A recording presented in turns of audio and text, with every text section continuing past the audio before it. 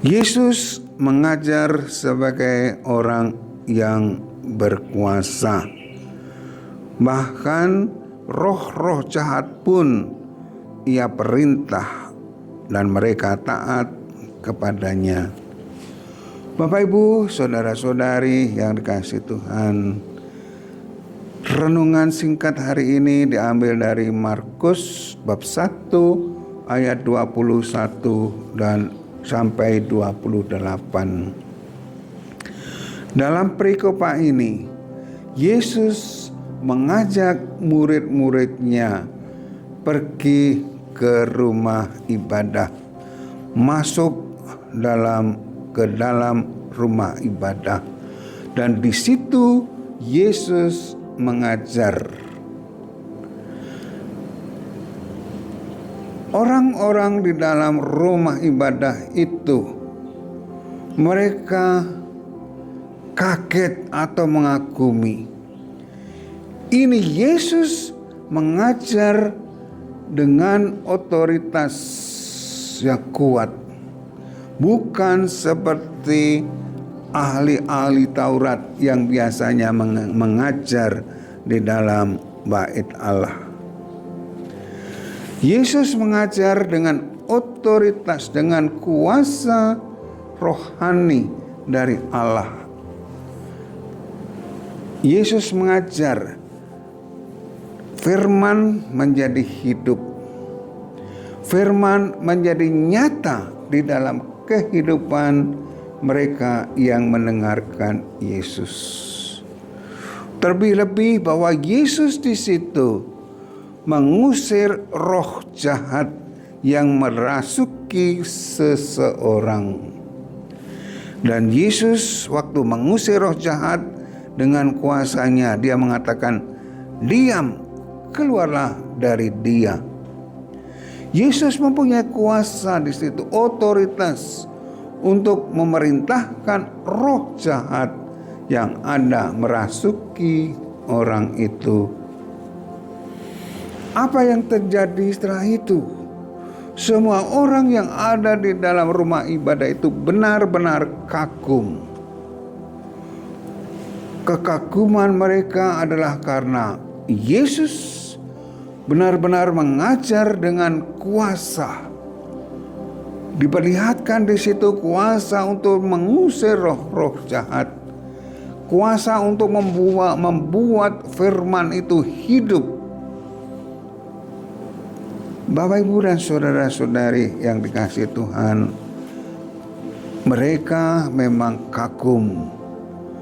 Tetapi Bapak, Ibu, dan saudara-saudari, tidak dikatakan bahwa karena kekaguman mereka, karena mujizat yang dilakukan oleh Yesus di rumah ibadat, tidak membuat mereka bertobat menjadi murid Yesus.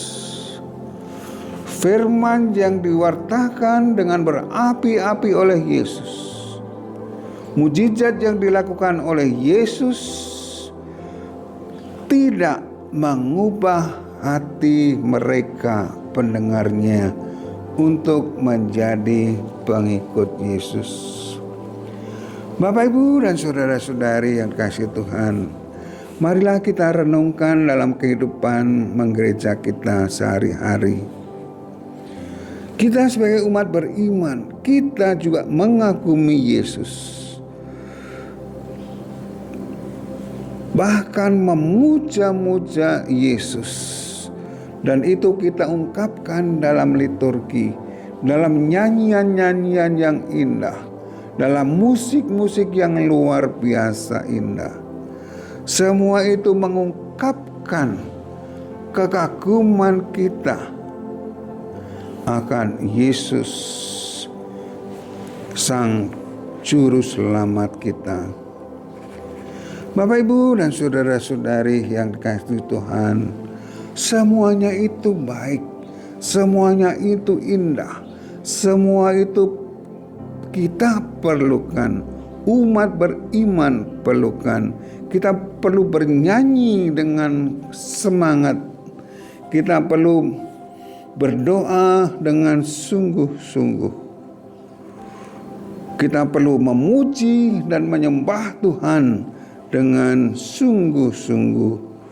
Tetapi semuanya itu tidak berarti dan tidak bermakna kalau tidak menyentuh hati kita, tidak mengubah hati kita, yang mengubah iman kita menjadi satu perbuatan yang mengikuti perbuatan Yesus.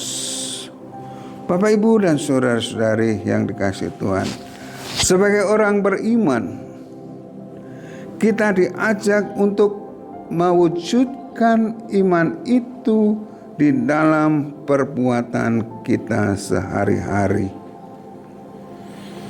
Panggilan kita dalam persekutuan gereja untuk membangun iman kita semakin teguh serta menghidupi iman itu di dalam keseharian kita, dalam perbuatan kita, dalam relasi kita dengan diri sendiri, dengan sesama, dengan Tuhan terutama, dan juga dengan alam semesta yang Tuhan anugerahkan kepada kita. 1 Yakobus mengatakan, iman tanpa perbuatan pada hakikatnya mati. Bapak, Ibu, dan saudara-saudari yang dikasihi Tuhan, marilah kita beribadah. Marilah kita ke gereja untuk mengungkapkan iman kita, dan dari gereja kita melakukan iman, mengejawantahkan iman di dalam kehidupan bermasyarakat dan bernegara. Tuhan memampukan kita untuk itu. Amin.